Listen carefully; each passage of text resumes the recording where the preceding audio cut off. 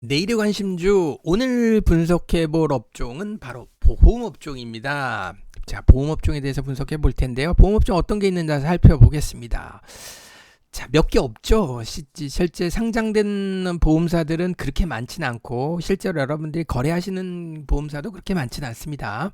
생보사와 화재보험사로 나눌 수 있는데 생보사 대표적으로 4개가 상장이 돼 있고요. 그 다음에 코리안리 예전에 대한재보험이라는 이름으로 상장돼 있다가 사명을 바꿨고요. 재보험은 보험을 다시 또 드는 거죠. 그래서 코리안리는 재보험사로서 혼자 독보적으로 상장이 돼 있고요. 반면 이제 화재보험사는 꽤 많습니다.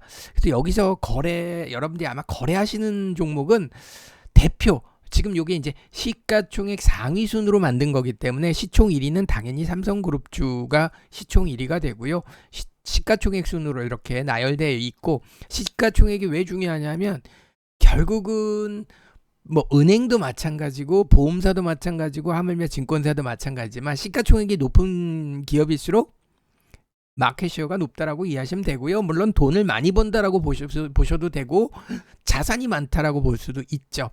고객 예탁금이 많을 수도 있고 고객 수가 많을 수도 있고 어찌됐든 시가총액은 곧 깡패죠. 그러니까 시가총액 센 주식이 대장입니다. 그렇기 때문에 화재보험도 그러니까 이 업종 대표주로서 프리미엄이 있기 때문에 아무래도 삼성화재, 삼성생명 다 마찬가지겠습니다만 이 기업들이 보험료 인상을 주도한다든가 이런 거에서 총대 메고 나가면 나머지 기업들이 어쩔 수 없이 따라가는 형태를 취하기 때문에 시가총액 상위권 종목들이 아무래도 프리미엄이 있어서 좀 비쌉니다. 여러분들이 거래하시는 종목은 오늘은 화재보험 중심으로 말씀드릴 텐데요. 맥락은 거의 비슷합니다만 이슈가 있어서 화재보험을 말씀드리려고 하는 건데, 삼성화재, DB손해보험, 현대해상에 대해서 알아보도록 하겠습니다. 자, 맥락은 비슷하다라고 말씀드렸어요. 생명보험과 화재보험의 차이는 여러분들이 더 잘 아실 거기 때문에 그 내용적인 부분은 저는 더 이상 드릴 말씀이 없고요. 이 종목들이 왜 지금 봐야 되는가라는 점을 한번 말씀드려 보도록 하죠. 최근 4년간 업종별 금리 민감도에 대해서 KRX와 한국은행 자료를 통계를 내봤던 부분입니다. 보험이 0.87이 나왔고요. 은행이 0.86, 코스피가 0.66, 증권이 0.04, 0.4. 생각보다 증권이 금리에 그렇게 아주 과민 반응하진 않습니다만 어찌됐든 전체적으로 다른 업종에 비해서 금융업종이 확실히 금리에 민감하다. 그 중에 가장 민감한 게 역시 보험업종이고 그 다음이 은행업종입니다. 그래서 금리의 등락에 의해서 수혜주와 피해주가 있죠. 대표적으로 증권사 같은 경우에서는 금리가 올라갈수록 피해주에 해당이 됩니다. 금리가 가파르게 올라갈 때 증권주들 같은 경우 증권 주식 자체가 메리트가 반감되는 거죠. 즉 위험 자산을 회피하려는 시도가 있습니다. 불과 1990년대만 하더라도 1년치 기준금리가 10%였던 시절도 있습니다. 지금 생각하면 말도 안 되지만 근데 개발도상국들 금리는 대체적으로 이렇게 많죠. 최근에 베트남 금리 보시면 깜짝 놀라죠. 우리는 0%대 기껏해야 1%대 주고 있는데 차이가 굉장히 큽니다. 다시 한번 금리가 올라갈수록 반대로 보험업종 같은 경우에서는 수혜주에 해당이 되고요. 은행업종도 저금리도 물론 좋습니다만 예대 마진을 늘릴 수 있기 때문에 금리 인상에서 부실이 가파르게 발생하지 않는 금리 인상은 은행업종에서는 수혜가 되는 부분입니다. 아무래도 대출금리는 빨리 올라가고 은행금리는 그러니까 예금금리는 천천히 올라가는 거죠. 그럼 자연스럽게 그 기간만큼 예대 마진이 확 늘어나게 날 수밖에 없죠. 그래서 돈놀이하는 입장에서는 대출이 많은 기업일수록 금리 인상 시기에 수익률이 굉장히 높아집니다. 그래서 오늘은 알아볼 종목은 당연히 보험업종이기 때문에 은행업종도 지금 괜찮은 금리 인상 시기에 괜찮은 시기다라고 정리를 해드립니다. 그래서 다들 이 업종들 종목들이 같이 몰려다니는 거기 때문에 누가 좀 더 빨리 가고 누가 좀 더 느리게 가느냐의 차이는 있겠지만 대체적으로 비슷하게 갑니다. 증권업종도 비슷하게 가고 보험업종, 은행업종도 다 비슷비슷하게 갑니다. 그렇기 때문에 특정 종목이 더 좋아요 라고 하는 부분이 조금 다른 종목에 비해서 다른 섹터에 비해서는 좀 퇴색되는 부분이 있다라는 점 말씀드립니다. 그래서 다 같이 몰려다니니까 지금 시기가 좋으냐에 대한 판단이 필요한 거지 이 종목이 제일 좋아요 이런 개념은 아니니까 참고하시길 바라겠습니다. 자, 그러면 민감도가 높기 때문에 지금 그럼 가장 중요한 금리 인상 추이를 봐야 되겠죠. 자, 제가 요걸 한번 보여드리도록 하겠습니다. 이게 뭐냐면 S&P 보험지수와 우리나라 코스피 보험지수입니다. 최근에 미국 증시에서 미국 국채금리 상승한다는 얘기 뉴스에서 많이 보셨나요? 아마 조금 주식에 대해서 관심 있는 분들은 최근에 뉴욕 증시가 흔들린다, 약세다 그러면 가장 먼저 나온 뉴스가 뭐다?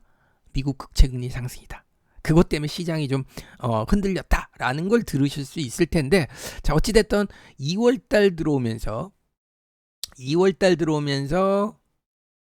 미국 S&P 보험지수는 빠르게 회복했고요. 연중 최고가를 찍었습니다. 신고가, 즉 전고점을 돌파했다는 의미죠. 반면에 물론 우리나라 보험지수도 지금 최근에 올라가고 있는데, 어쨌든 S&P 보험지수가 빨간색 선이죠. 신고가 전고점을 뚫으면서 가파르게 올라가고 있다는 게 지금 포인트고요. 우리나라 보험지수도 전체적으로 보면 뭐 약간 올랐다 내렸다의 이격은 좀 있습니다만 전체적인 흐름은 어떻게 비슷해 보이십니까? 그러니까 매일매일은 똑같지는 않는데 반년을 부딪혀 봤더니 거의 비슷하다. 그 얘기는 뭐겠어요?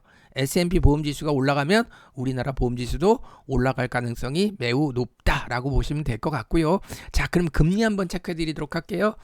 금리, 자, 국고채 금리, 우리나라 국고채 30년물 있습니다. 10년물도 있고요. 5년물도 있습니다.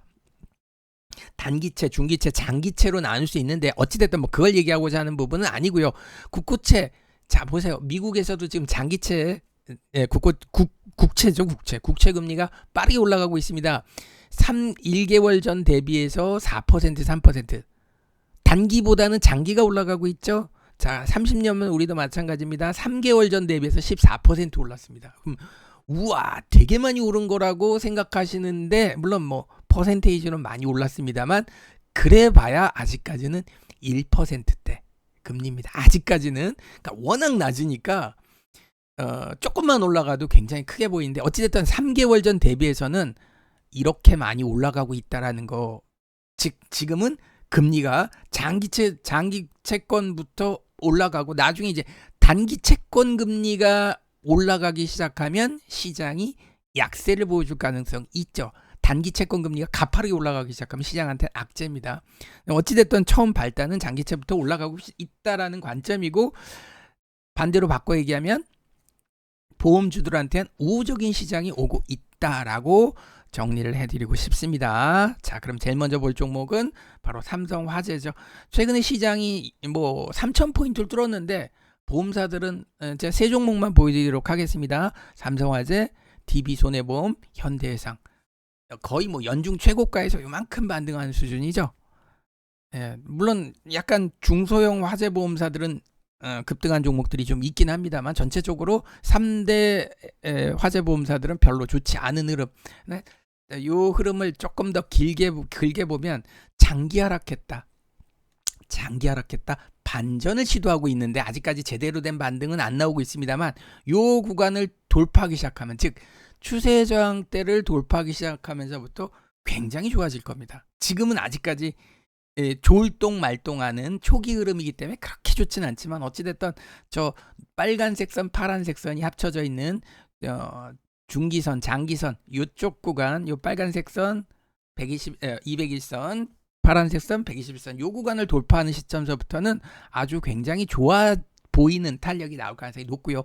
또 요번에 뭐 많이 들으셨겠지만 보험료 인상 부분, 뭐 실손보험 올라가는 부분도 있고, 최근에 나왔던 얘기 중에 하나는 바로 자동차 교통사고 사망자 제한 속도를 줄였더니 작년에 교통사고 사망자가 8% 줄었다. 사실 선진국으로 갈수록 제한 속도는 더 확실하죠.